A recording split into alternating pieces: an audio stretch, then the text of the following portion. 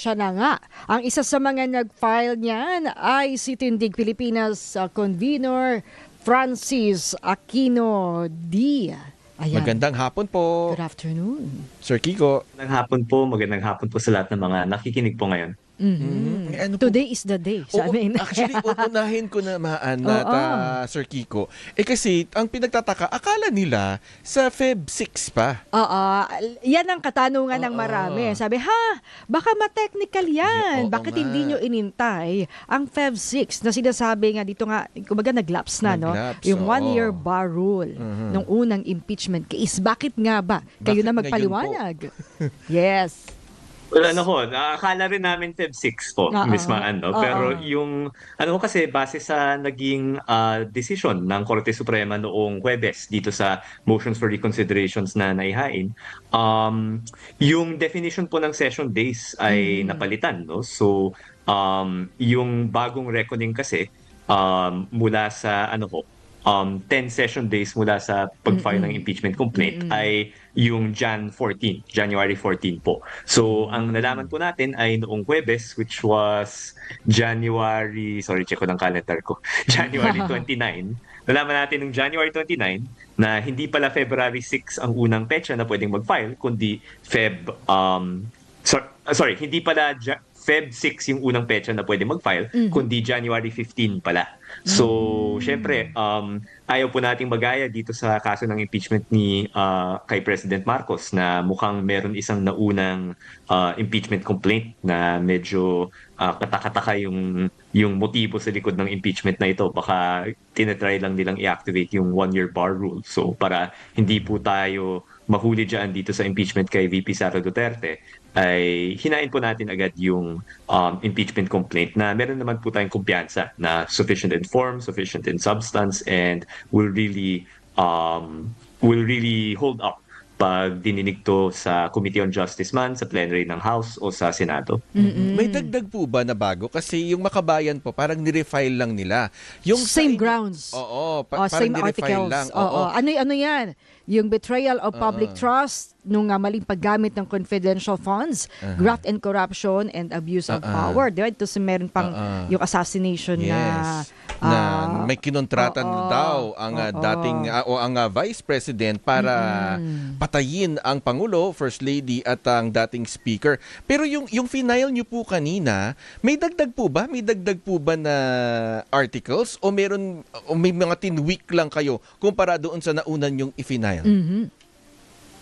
Similar in approach nga po dahil again, ang sinabi ng Korte Suprema ay hindi naman nila pinawalang sala si VP Sara Duterte, no?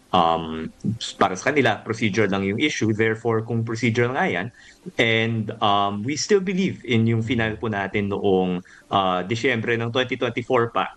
Ang gusto po natin mangyari ay mabigyan na ng hatol yung mga tanong, yung kaso na inihain natin dati. So, more or less, hindi naman tayo masyadong lumihis dun sa original na final.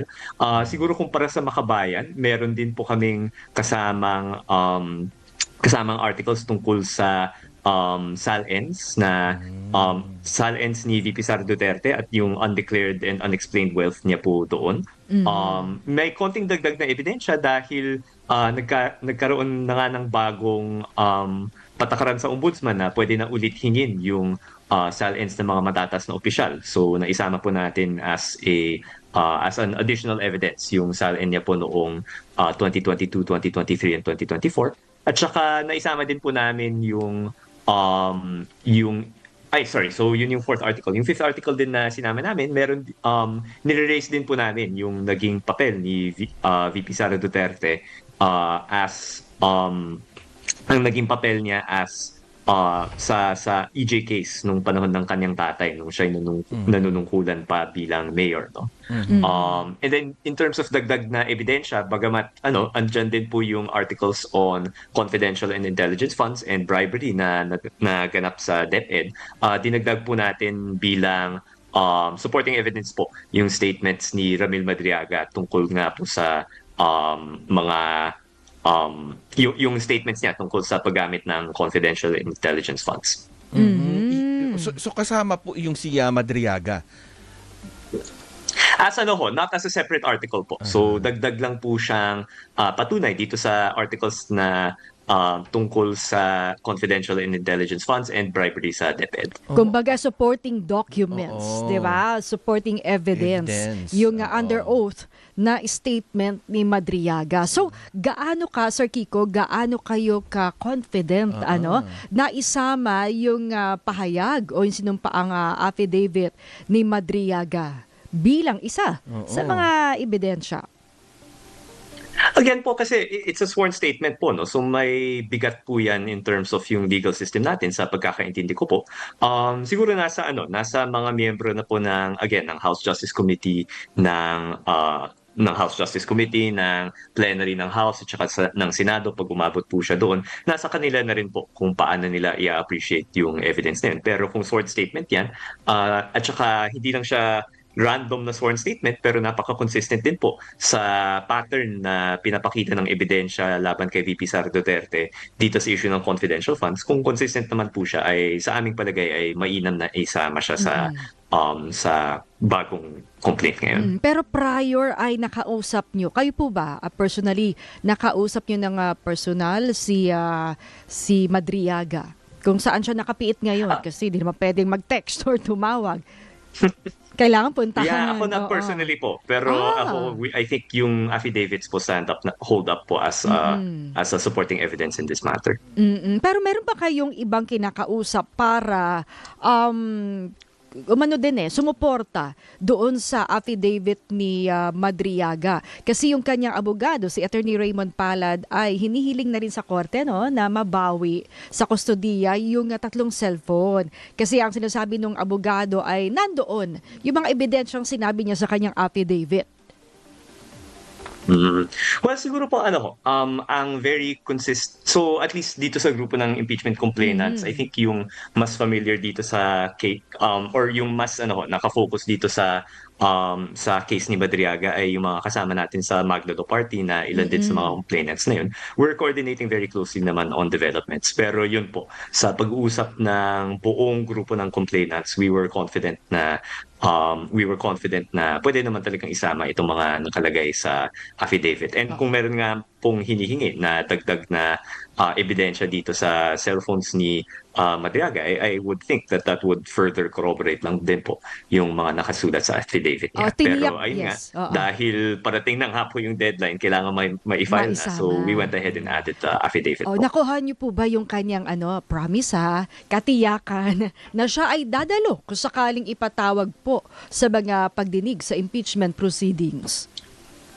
I think nasa na po yun. Nasa House na po yun. Kung paano nila isi-secure yung participation po ni Madriaga. Ang sa atin lang po as citizen complainants, parang nasa atin lang po to file the complaint and attach yung supporting evidence na isa doon yung affidavit. May nakita tayong pahayag kanina ni Attorney Dino De Leon at sinasabi nga niya na teknikalidad yung naging desisyon ng Korte Suprema kaya't hanggang ngayon ay hindi pa rin napapanagot o hindi man lang nabibigyan ng pagkakataon si Vice President Sara Duterte na ipagtanggol yung kanyang sarili at pabulaanan itong mga ibinibintang sa kanya at masilip, mabusisi kung totoo ba yung mga ipinaparatang sa kanya.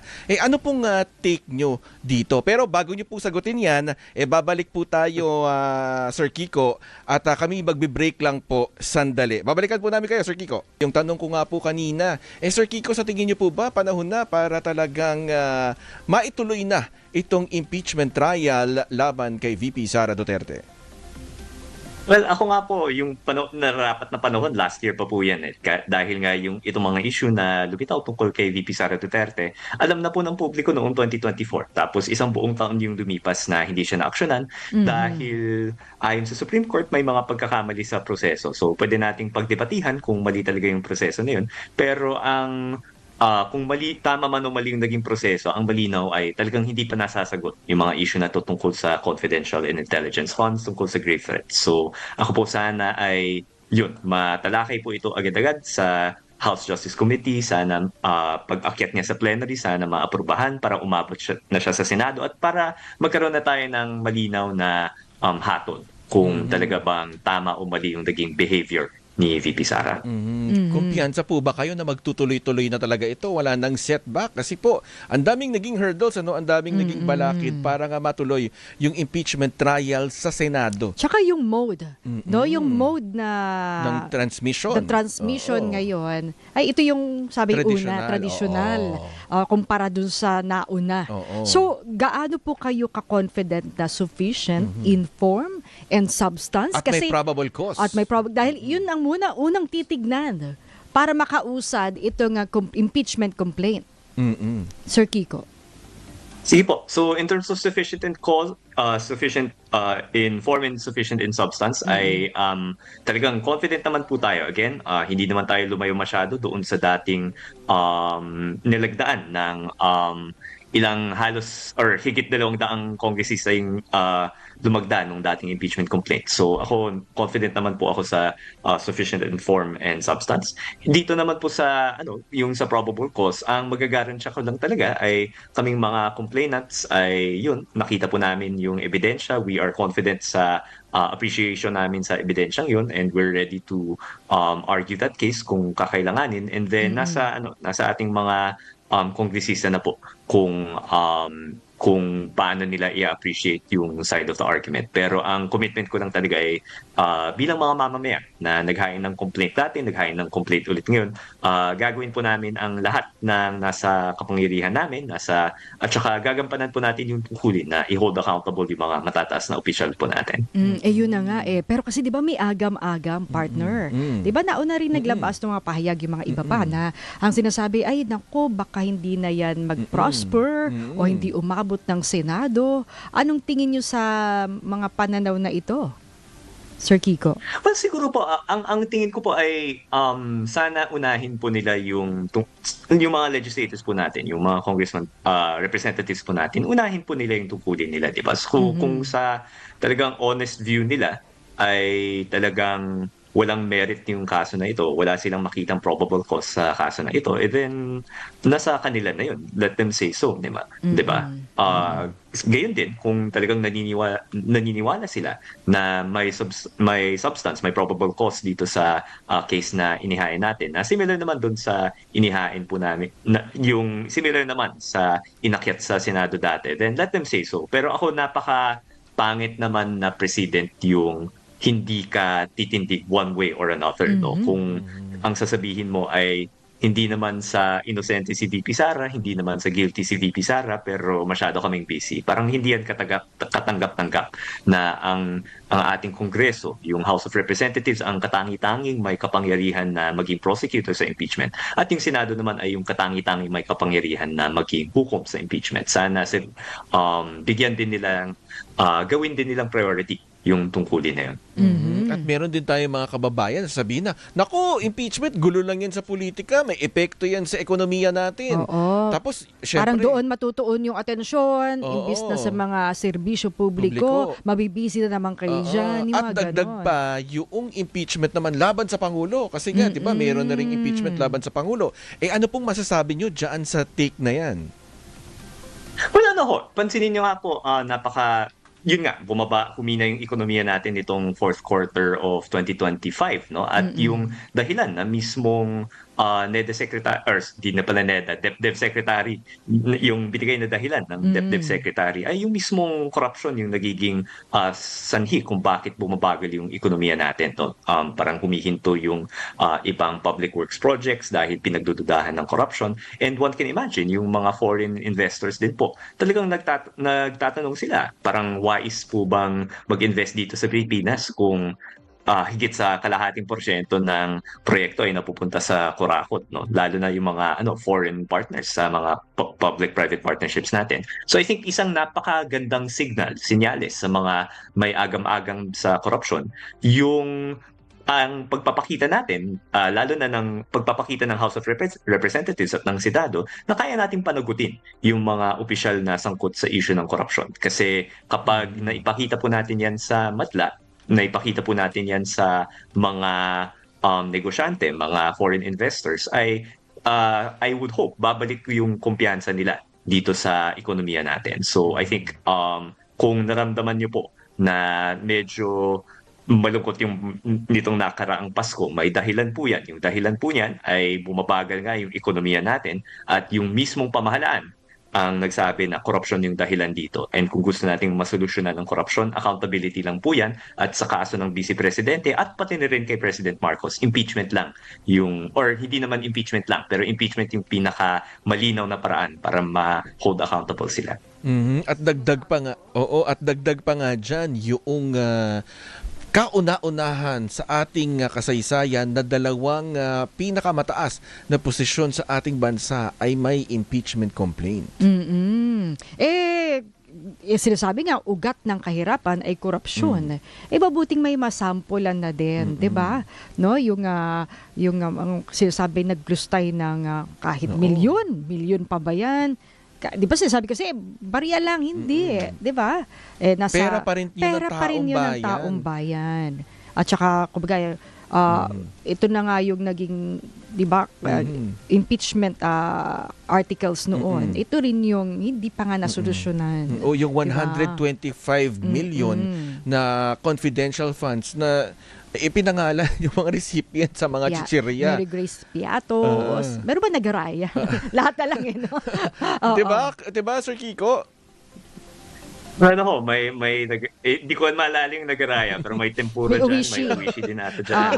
So sana ano ho, again, since 2024 pa natin to pinag-uusapan, no? So sana matugdukan na talaga natin to. Kung merong magandang dahilan kung bakit ito yung naging itsura ng paggasta ng confidential and intelligence funds sa OVP at sa DepEd, ay sana lumabas yun sa pagdinig. Sana lumabas ng malinaw yung panig ni VP Sara Duterte, and whether talagang guilty or innocent siya, sana makadaan na tayo dito sa proseso, magkaroon ng malinaw na hatol dito sa kaso niya, at sinasabi naman ng lahat gusto nating mag-move on. Ako rin naman gusto ko mag-move on, pero kailangan talagang yun, simpleng sagot lang naman yung hinihingi po natin. I don't think that should take too long kung siseryosohin po ng ating mga mambabatas yung tungkulin nila dito sa proseso ng pagpapanagot sa mga impeachable officials. At hindi lang investor confidence, kumpiyansa mismo ng mamayang Pilipino ay maibalik sa ating pamahalaan. Alright, marami pong salamat, Sir Kiko. Salamat. Maraming salamat po sa mga nakinig po ngayon. Yan po si Ginoong Francis Aquino D, ang co-convener ng Tindig Pilipinas.